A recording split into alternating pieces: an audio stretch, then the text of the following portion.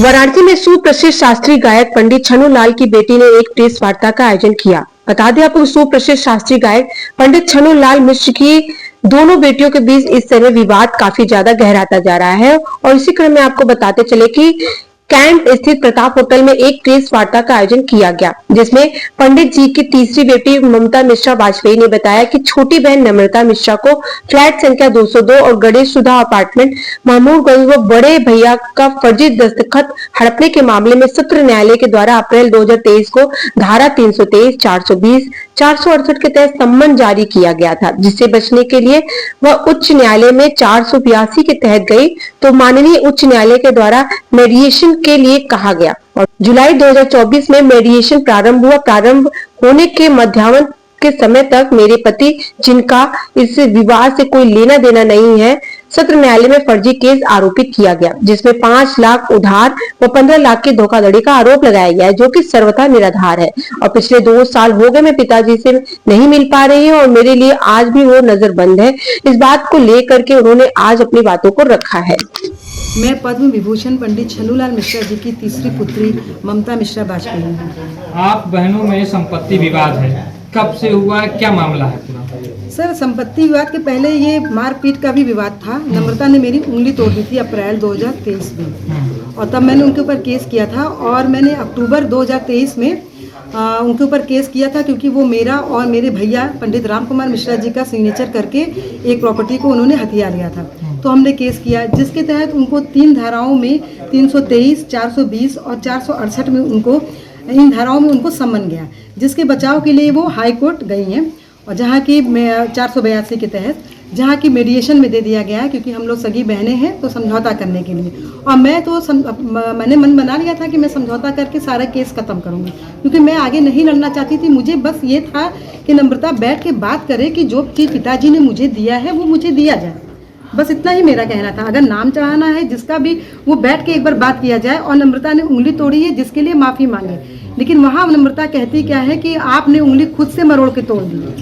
कि क्या नम्रता खुद से अपनी उंगली तोड़ के दिखा दी मुझे, मैं सारे केस वापस ले लूँगी। कोई आत्महत्या भी करेगा तो वो जान दे देगा, लेकिन अपनी उंगली तोड़ कर प्लास्टर लगा कर नहीं बैठेगा सर। और घर के मामले में भी वो कहती हैं कि घर पे ममता दीदी ने ही साइन करके फर्जी अपने नाम कर लिया। तो मैं इसका जवाब ये देना चाहूँगी कि उसमें 2 गवाह हैं, उनमें से एक गवाह है करुणा पांडे। अब मैं आपको बताती हूँ कि ये करुणा पांडे जी कौन है। ये नम्रता के KBPG कॉलेज के इतिहास विभाग के कोई सर हैं, कुलदीप पांडे करके। वो हमारे फ्लैट के बगल वाले फ्लैट में आए हुए थे रहने के लिए, 1 साल लग रहे थे। तो उनकी पत्नी है करुणा पांडे, उन्होंने वो गवाह बनी थी। तो बताइए कि नम्रता के कलीग की पत्नी मेरी गवाह क्यों बनेंगी? और ये कुलदीप पांडे केवल नम्रता के कलीग ही नहीं हैं, वो नम्रता के मुँह बोले भाई भी हैं, जिनको शायद वो राखी उखी बांधती हैं, जैसा कि उन्होंने बताया था।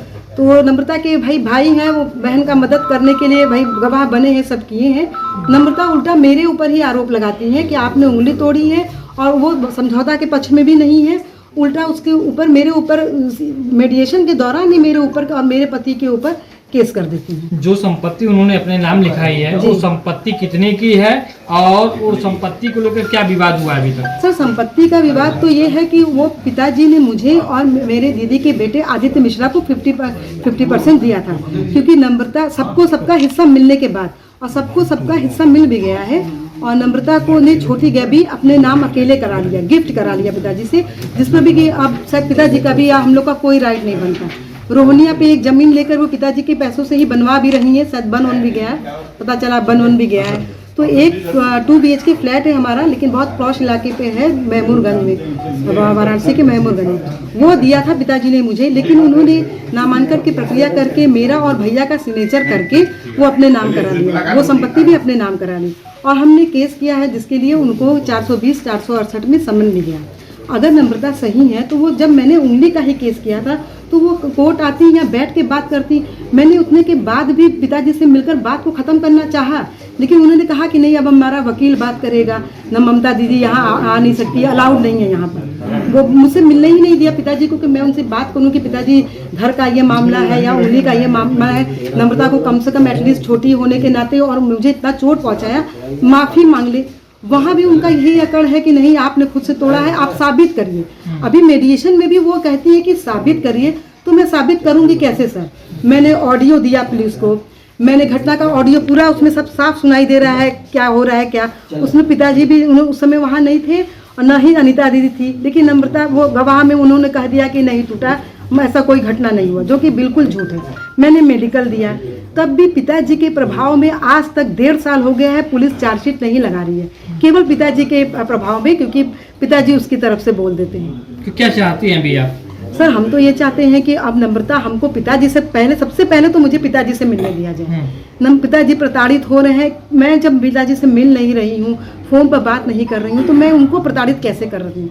हो सकता है पिताजी तुम हमको मिलने नहीं दे रही हो, इस वजह से प्रताड़ित हो रहे हो, तुमसे ही प्रताड़ित हो रहे हो, तुम ये कैसे? और हम जब धमकी दे रहे हैं सर, तो कैसे उनको धमकी दे रहे हैं? सर खतरा तो हमको है, हाँ ये है कि मुझे धमकी कोई नहीं मिली है कि हाँ मिली, लेकिन खतरा सोच के देखिए कि अगर मैं छोटी गैबी से गुजर जाती हूँ तो मेरे ऊपर केस हो जाता है कि मैंने धमकी दिया कि नम्रता का आते जाते अपहरण करा दूंगी, हत्या करा दूंगी, फिर संपत्ति मेरी हो जाएगी। क्या नम्रता ने मुझे नॉमिनी बना के रखा है या पिताजी ने नॉमिनी बनाया है कि इनकी हत्याओं के बाद मेरा कुछ हो जाएगा?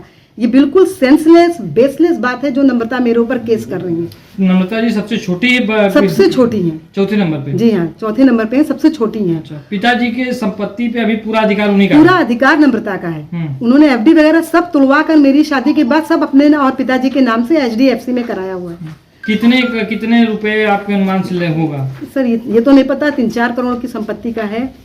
3-4 करोड़ रुपए आपने पास कर 3 से 4 करोड़ रुपए एफडी वगैरह जो भी है, क्योंकि मेरी जानकारी में ये है पिताजी ने सोना गहना, मेरा गहना सोना सब नम्रता के कब्जे में है और कहती है कि नहीं मेरे पास कुछ है ही नहीं, आप ले गई। अभी क्या चाहती है? समझौता चाहती है? क्या चाहती है? सर देखिए, मैं समझौता तो चाहती हूँ, तभी तो मैं गई थी हाईकोर्ट, लेकिन नम्रता की तरफ से जरा सा भी उनको नहीं समझौता नहीं चाहिए, उल्टा वो मेरे ऊपर FIR कराने के चक्कर में अदालत में दौड़ रही है। 174 की 75(2) कर कोई केस किया है और वो मेरे साथ साथ मेरे निर्दोष पति को सर फंसा रही हैं। सोच के देखिए सर कि ये कितना गलत बात है कि मैं खुद पीड़िता हूँ, मुझे और कितना मेंटल टॉर्चर करेगी नम्रता। पिताजी से नहीं मिलने दे रही है, पति पे झूठा केस कर रही है। कभी मुझे कमिश्नर के यहाँ बुलाया जाता है कि मैंने पिताजी का 39 लाख रुपया लिया, मैंने जाके अपना बताया कि आप बताइए कि मैंने कब लिया क्या, उसमें भी मैं निर्दोष साबित हुई। एक बेतुका सा उन्होंने मेरे ऊपर इल्जाम लगाया कि PNB बैंक में मैंने उनके नाम से खाता खुलवाया। आप लोग भी, सभी लोग का बैंक में अकाउंट होगा सर, आप लोग बताइए कि किसी भी कैंडिडेट या किसी भी कस्टमर के गए बिना क्या कोई बैंक उसका अकाउंट खोल सकता है? आप बताइए खुद। प्रेस वार्ता आप कर रही हैं तो कुछ उद्देश्य होगा क्या? सर मेरा ये उद्देश्य है कि मुझे पिताजी से मिलने दिया जाए और पिताजी ने मुझे जो भी दिया था वो मुझे मेरा स्त्री धन है वो दिया जाए, और घर के मामले या किसी भी कस्टमर के गए बिना क्या कोई बैंक उसका अकाउंट खोल सकता है?